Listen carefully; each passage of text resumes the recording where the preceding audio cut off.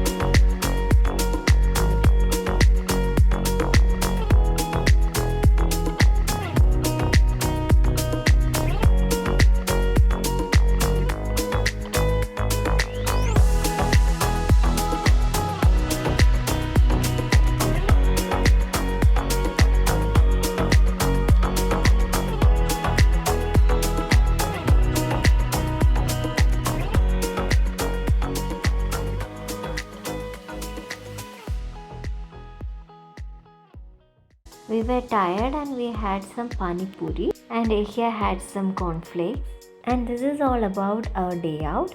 Hope you all like our video. Please like and subscribe our channel. See you, bye.